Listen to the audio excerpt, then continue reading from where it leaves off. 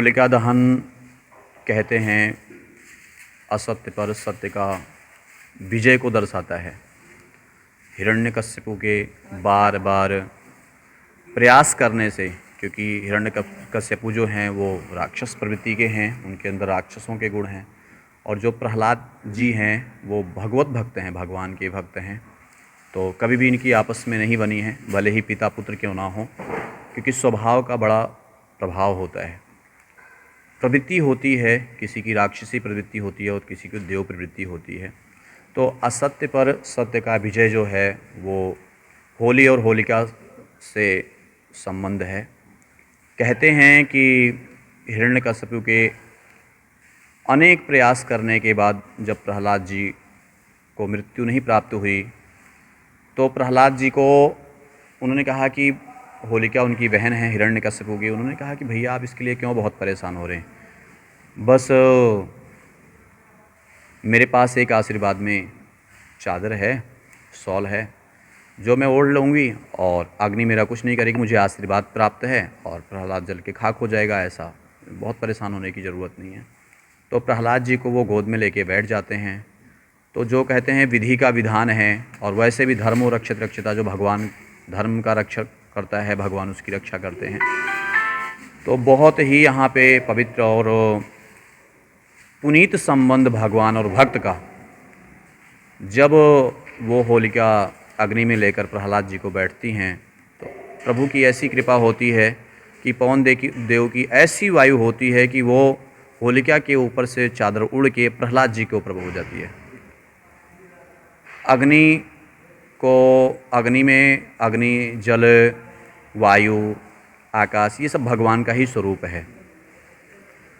तो अग्नि होलिका को भस्म कर देती है और भक्त प्रहलाद वैसे बिल्कुल उनका एक रोम भी दुखी नहीं होता है, उस अग्नि से तपित नहीं होता है। तो जब सुबह होती है, प्रातःकाल होती है, तो प्रहलाद जी देखे जाते हैं कि वो भगवान नाम का स्मरण कर रहे हैं और होलिका जल के राख हो चुकी है।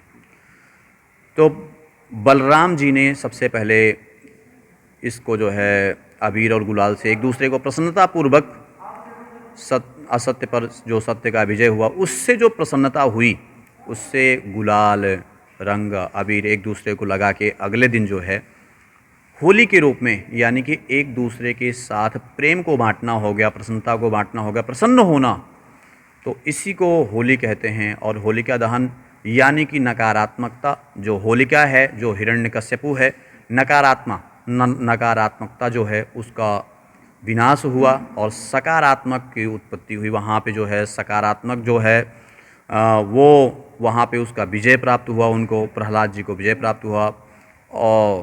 और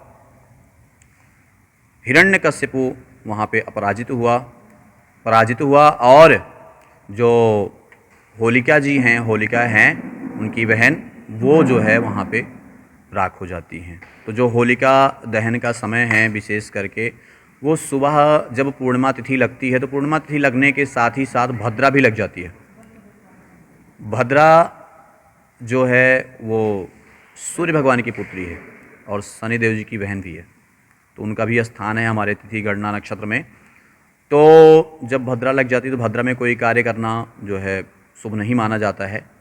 तो भद्रा सुबह 10:36 से लग के लुधियाना में सूर्य उदय के हिसाब से और अस्त के हिसाब से होता है, तो थोड़ा कहीं आगे पीछे भी हो सकता है। तो पर लुधियाना में रात को 11:30 बजे तक रहेगा, 11:29 तक। और उसके बाद 11:30 बजे से लेके रात के 12:30 बजे तक होलिका दहन का बहुत विशेष मुहूर्त है। इसमें कंडा घर से लेके जाना चाहिए, पोपले हो गए घर से ले आओ, पहले घर में रखो और उसके बाद जो है अग्नि में उसका दहन करो, होलिका दहन करो। तो उससे जो है जो घर की नकारात्मकता होती है, जो नेगेटिविटी होती है, कहते हैं जो बुरे विचार होते हैं, वो सब वहाँ पे उनका दमन हो जाता है। अग्नि उनका समन कर देती है और सकारात्मकता रूपी जो वहाँ पे प्रहलाद है उनका आशीर्वाद प्रदान होता है, प्राप्त होता है, जिससे व्यक्ति के घर में खुशियाँ, सम्मान, प्रतिष्ठा, धन, वैभव और भगवान की भक्ति, भगवान का आशीर्वाद व्यक्ति को